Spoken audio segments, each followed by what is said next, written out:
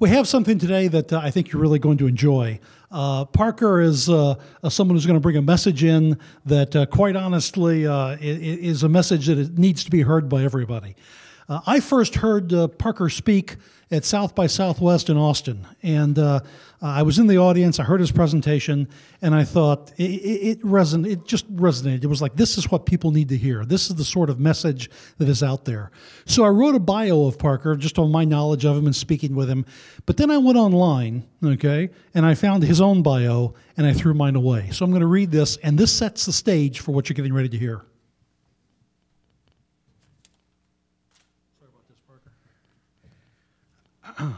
My glasses on.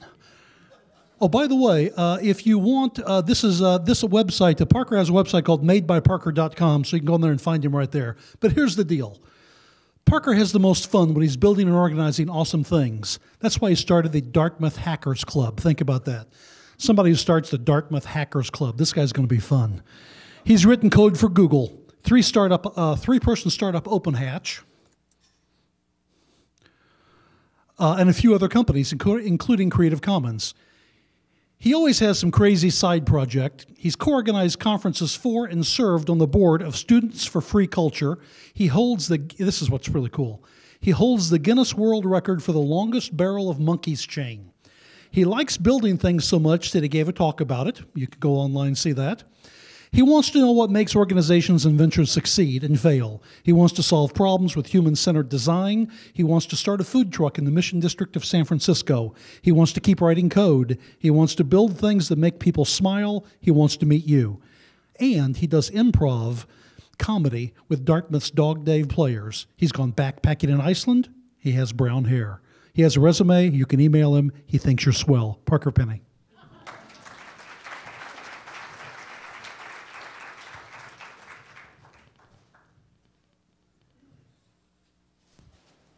All right, how's the audio coming in?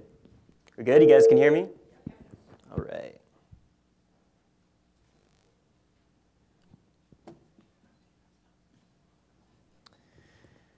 So, my name is Parker Phinney, and this is a talk about not giving up. So I want to start off with a little warm-up. I know we just had lunch, although I think that ventriloquist act has probably woken us up a little bit already. So what we're going to do some interactive stuff. There's going to be some call and response here. This is going to be sprinkled throughout the talk. It's always going to be the same. The way it's going to work is I'm going to say, "Did I give up?" And you all are going to shout "No" in response. You guys still hear me back there? All right, great. Okay. So we're going to practice that. Ready? Okay. Did I give up? No. Okay. Awesome. You guys, that was supposed to be the reminder. That wasn't supposed to be the practice. All right. Let's do it one more time. Okay. You guys ready? 1, 2, 3. Did I give up? No. Awesome. You guys are great. Awesome. All right. Let's do this. So when I was in middle school, I looked like this. So as you can see, I was pretty cool, right? And one of the things that made me cool was that I collected these, barrel of monkeys. So for those of you who may have missed it, and I did the math on this, the barrel of monkeys hit the market a year after the baby boomers were done being born, so it's possible that some of you guys may have missed the boat on this. Barrel of monkeys is a kid's toy. It's meant for much younger kids than middle schoolers, but me and my friends, we were hip and ironic, so we collected them anyway. And the idea behind barrel of monkeys is that you connect the arms of the little plastic monkeys to make a chain. So that's what we did. Me and my friends, we built up our collection of barrel of monkeys, and we made chains off of the top story of our middle school building until one day we hit the ground. So we made a chain that was 3 stories tall, reaching from the top of the building to the ground below, and I thought to myself, hey, this is pretty impressive. What if we set a Guinness World Record?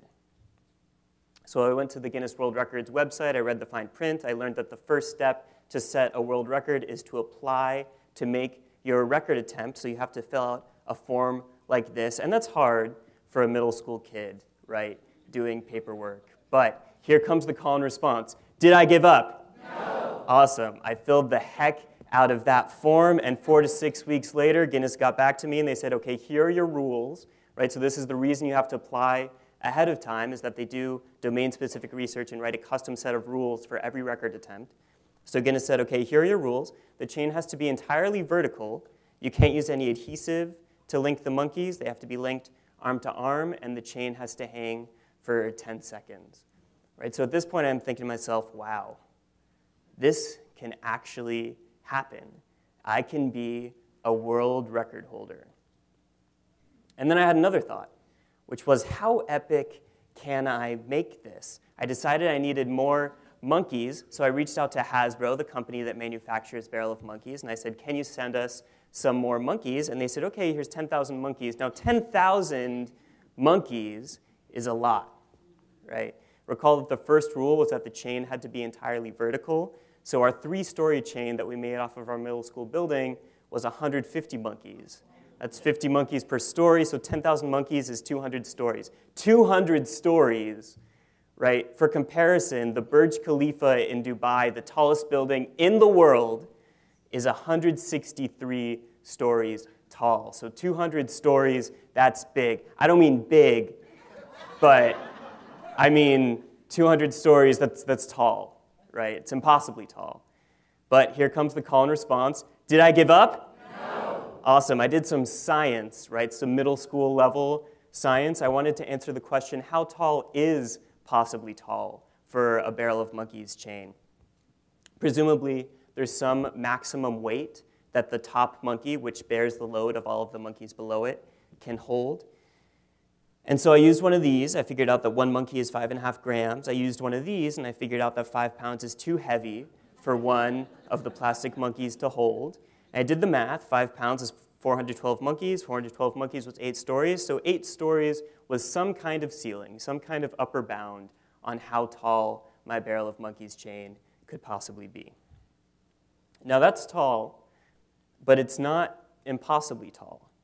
But it's still pretty freaking tall. So the question was, where can you make a chain this tall? What we needed was a vertical space that was shielded from the wind, or else the chain would whip around at the bottom and the monkeys would fall off. We saw this with our chains off of our middle school building on windy days. So I started thinking, okay, what if I find a tall building that has a stairwell like this with a big opening down the middle? I was living in Los Angeles at the time, and apparently there's actually a building code that says that you can't have openings in stairwells like this for safety reasons, so that no one sort of falls down the middle. So I had to get creative. Right, so I started thinking outside the box. I thought, okay, what if we do a lighthouse or something? Presumably they have different rules about their stairwells. Maybe a missile silo, right? I don't know. Can you just like call them up and like charter the silo?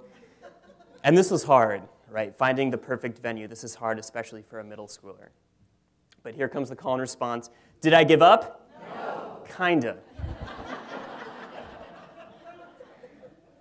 The phone number for a lighthouse sat on my desk for days, for months, for years. The whole thing just kind of fizzled out. At some point, it was embarrassing to start the project again because it meant admitting that I had kind of given up for a long time. So over time, this project slowly transformed into a story. And it was a pretty good story, but it was one with a horrible ending. But I would tell this story a lot, and when I did, people would light up. They would say, man, Parker, you have to do this. This is so goofy. This is so fun. This is so novel. And so one day, I said, okay. It was 8 years later. I was a senior in college. I looked like this. So as you can tell, I was still pretty cool, right? I was living in San Francisco. I was doing tech stuff. I was surrounded by people with awesome projects and epic stories. And I said, okay, me too. I want an epic story. Let's finish this Barrel of Monkeys story. So I contacted Guinness. They said, okay, you have to renew your claim. That was 8 years ago, so I had to fill out this form again. That was annoying, but here comes the call and response. Did I give up?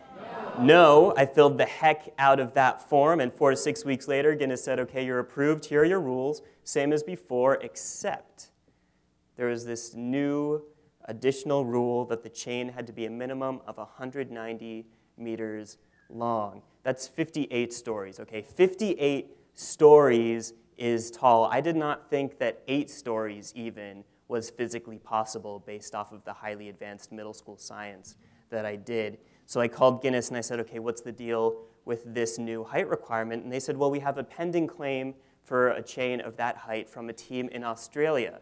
And I said, oh. I guess they beat me to it. I guess they're smarter than me. They figured out how to make a chain longer than I thought was physically possible. Well, this sucks. I'm too late. This story still has a terrible ending, and I should have just left it alone. Here comes the call and response. Did I give up? No, I investigated. I wanted to know, how did they make their chain so tall? So I did some science. At this point, it was very advanced. It was some college-level science, which means I used Google. And what I did was I pulled up the news stories of their attempt, and I saw that, yes, indeed, it was 187.5 meters tall, and everything looked legit, except the photograph that accompanied the news stories showed a gentleman putting a monkey on a chain in front of him, but there were also several chains behind him, and it didn't answer the question, how did they achieve this seemingly impossible height? I needed to get to the bottom of this. I needed to do more science, or in other words, more Googling, and finally, I pulled up the venue that they used for the record attempt, and I plugged it into Google Maps. Can you guys guess what's going to happen next? I pulled it up on Google Street View.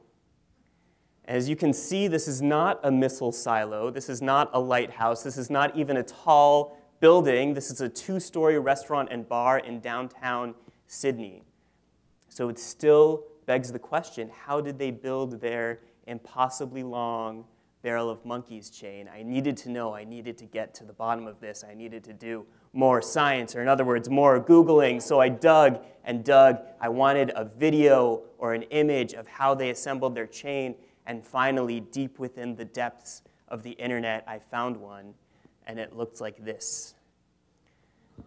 So as you can see, what they did was they set up a clothesline type thing and made a chain that connected at multiple points, right? In other words, the Australian team cheated. They broke rule number 1, which was that the chain had to be vertical, so I called Guinness to tell on them.